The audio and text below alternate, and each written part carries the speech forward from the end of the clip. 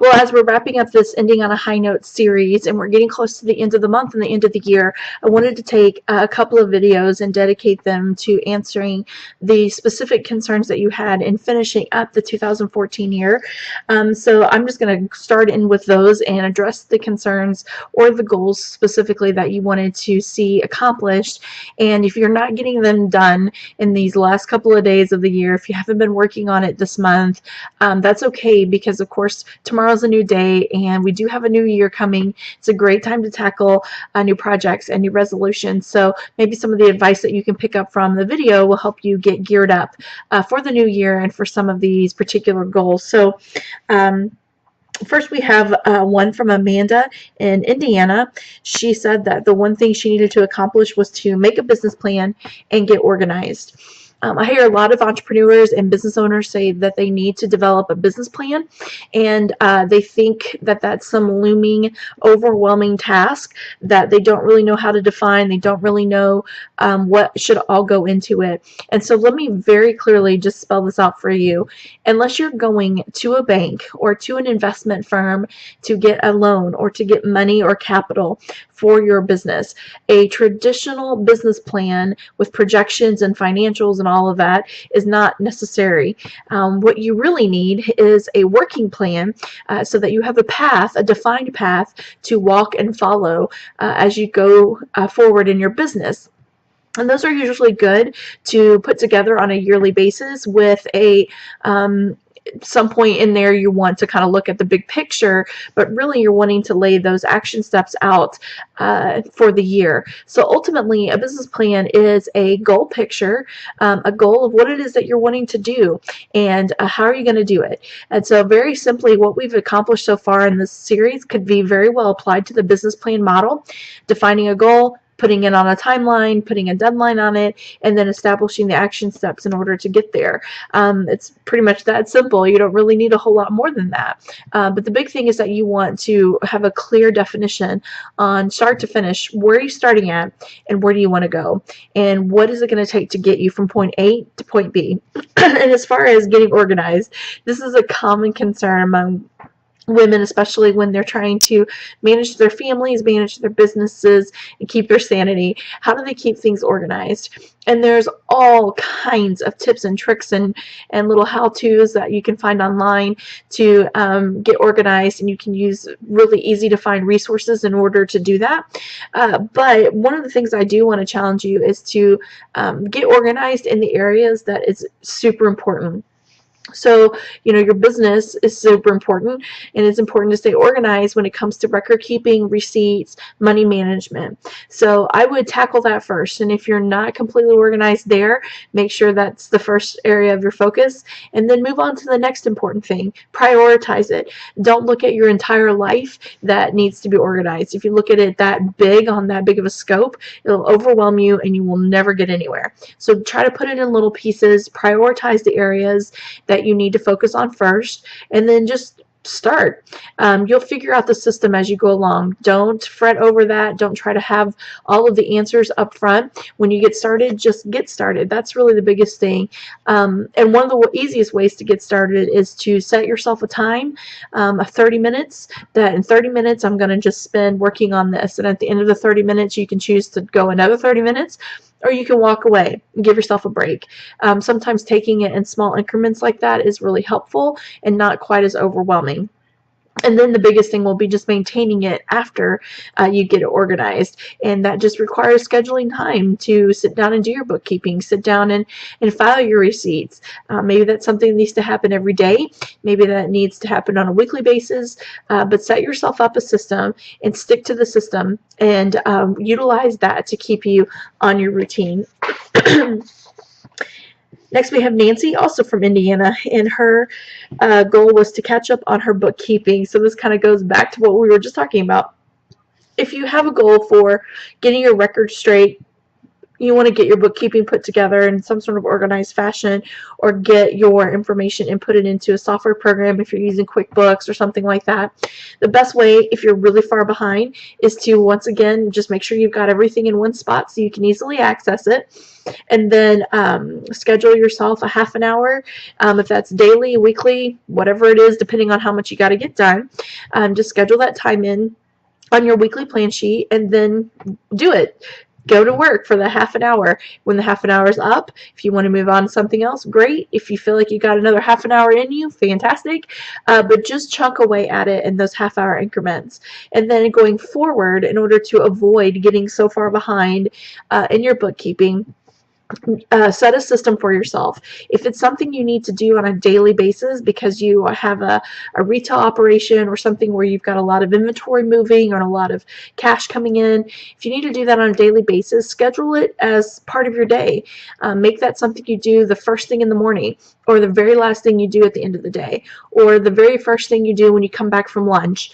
Whatever's a good time for you. If it's not something you need to do on a daily basis, if you need to do it on a weekly basis or on a monthly basis, then make sure you're scheduling that. Set yourself up a routine.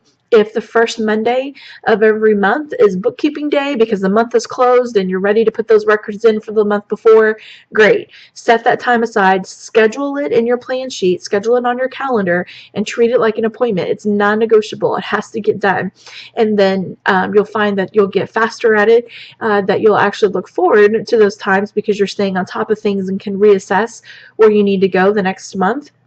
And then you'll be able to stay on top of that and feel more confident when it comes time to the end of the year and tax time, which we're coming up on very quickly.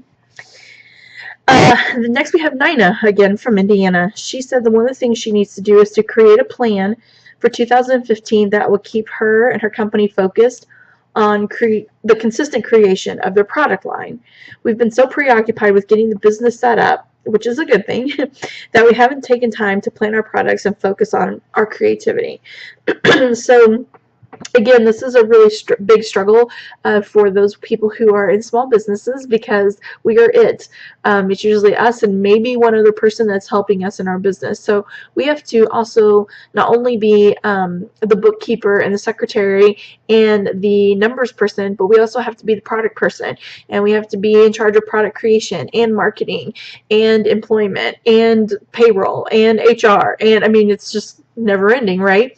So how do you find time to work on your business, which is doing all of the business planning and bookkeeping? And then how do you find time to work in your business, which is developing your products and marketing them? So it comes back to the same thing, and I hate to be so repetitive, but it really works, utilizing the weekly plan sheet. If you need to make sure you're carving out time on a weekly basis, or even a daily basis for that matter, to develop products, to put them up on your website, to market them through social media, you need to find the time to do that. So you need to schedule it into your weekly plan sheet. Make a determination that the afternoon is product time, is when you're going to spend time working in your business. The morning time maybe is when you need to spend time working on your business. And that can shift and change as you're starting your business out. The working on your business is huge because you're putting all of your legal stuff in place. You're filing for LLCs. You're opening bank accounts. You're probably working with a small business mentor or coach. And if you're not, you want to be. You've got all of these pieces coming in at you from all sides. And so you may need an entire morning to spend on doing your homework for that and getting your paperwork and ducks in a row for that. The afternoon, give yourself a break and start working on the product stuff. I bet that's what you love the most. So schedule that in for yourself. If you don't need to spend time every day working on your business, then do it weekly. Set a day aside. That's what you're going to focus on. And once that's done, then you can move on to your products. But schedule it on your plan sheet. When employees go to work, they have a schedule. They have hours they keep, and there's a routine that they work and a system that they work. They just don't show up whenever they want and do whatever they want. They have job lists and tasks that are expected to be done in a certain time frame, and you want to put the same kind of parameters and structure on yourself being a business owner and being a small business owner. you want to establish that routine and that system, and your body will just go into that motion once it gets accustomed to that on a daily basis. So that would be my best advice to you as far as finding time for the product stuff. Don't get caught up working on your business, and don't get caught up working in your business. There is a little bit of balance that needs to happen there. So just make sure you schedule time on your weekly plan sheet each week to make sure that's getting done. The other thing she mentioned was creating a plan for 2015 that will keep her focused. That's goal setting. I mean, that's honestly what it is. Goal setting is putting a plan in place on paper with a timeline, scheduled on a calendar with action steps in place to get you there. So if you are putting those action steps in place for your year goal for 2015, then each month you're going to want to take time to look at those action steps and see how many of them you've completed, and maybe establish new ones each month to kind of keep progressing you forward down that path, and making sure that those tie into the 2015 goal that you've got, that big picture you've got for the year. Okay, we have Cindy from Indiana. She says that for the end of the year, she wants to find motivation, needs to organize her time effectively, and stay positive in a job environment. So this is a lot to do. So finding motivation, this can be really tough when you're in a business that is reliant on other people, and you're reliant on boards or other employees or other businesses to tap into what you're doing to keep you going. And what I mean by that, I mean financially, keep you going. If you're in a business to where you're service-based and a product, an actual hands-on product isn't there, sometimes finding motivation can be tough because you're not seeing a physical product leave your hands and go to someone else's, and then you receive the money in exchange.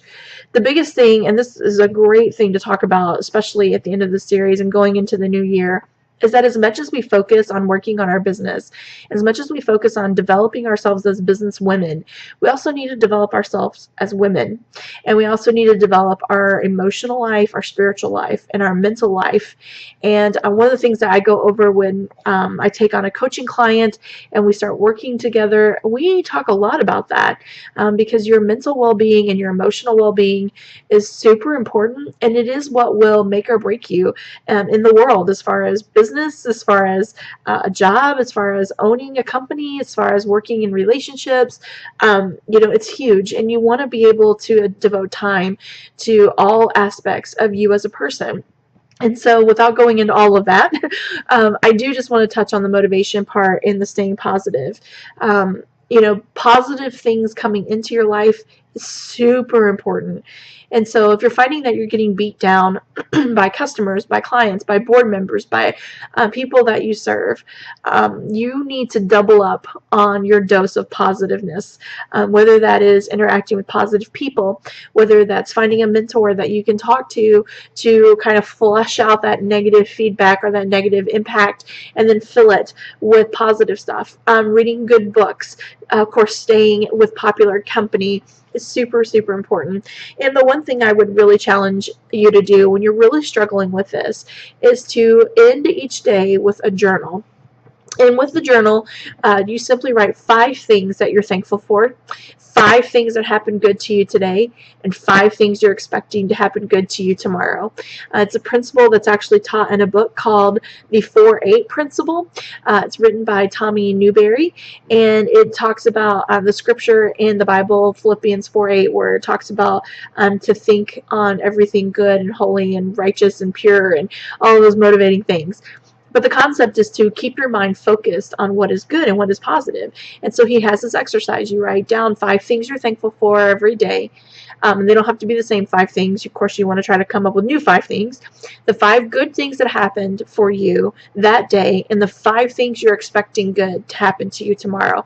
It'll really change your outlook, and it'll really change your perspective. When you wake up the next day, you'll wake up excited to see what's going to happen good in your day. As far as organizing your time, this is such a great topic, and we spend a lot of time talking on this in our coaching program. We actually wrote a workbook called Kicking the Clock, How to Give Up on Managing Your Time, because time management is such a big piece of the puzzle. And ultimately, I really go back to the weekly plan sheet, utilizing that to schedule time in your day to do whatever it is you need to do. works, and then you can stick to that. I use that to schedule my personal things as well as my professional things. My family then knows that when I'm working on my professional life, it doesn't mean that everything in my personal life has gone away. It just means for that block of time, I have to work on my business. And then the next night, it'll be a free night and we can all hang out as a family. That's super crucial, and it's really helpful to have that visual, to see that weekly timesheet or weekly plan sheet, and to block out those times that you're working on different aspects. And like I said, I color coordinate mine. Totally up to you if you want to get that crazy, but scheduling that out is really key, and it'll give you more control during your week and during your day. Okay, let's do one more here. Let me find one that will be short and quick here. Okay, so we have Molly, and unfortunately I don't know where Molly is. California, I think. Molly says she needs to expose her business. She wants to get more exposure for her business, new clients, and team members. And so this kind of ties back to the goal setting video we did, or sorry, the dollars video we did, where we talked about how to set goals that are based on dollars, and when you're dependent on other people, how they can be frustrating to fulfill those goals. So in this particular situation, I would say the same thing. Getting new clients and getting new team members is fantastic, and obviously that's important for your business, or you wouldn't be concerned about it or set it as a goal. But again, new clients and new team members mean that those people have to agree to work with you. They have to agree to join your team, or they have to agree to be a customer. And if they're not willing to do that, there's nothing you can do about it. So really the focus, the goal should be on exposing your business. And then knowing that as you expose your business, you will pick up new clients, you will pick up new team members. So it's coming down to understanding what activity gives you the best results. So when you say expose your business, is that through marketing? Is that through holding parties? Is that through networking? What is the biggest bang for your buck?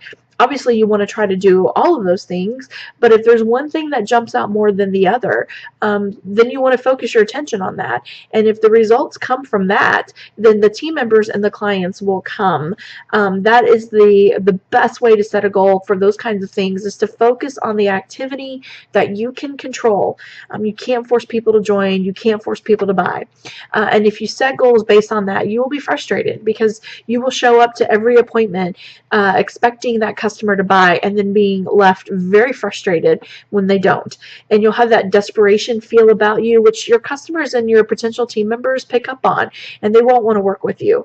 So try to leave that vibe by, and go forward just excited to tell people about your business, excited to tell people about your products, excited to tell people what it is that makes you different, what do you do, and why do you love it.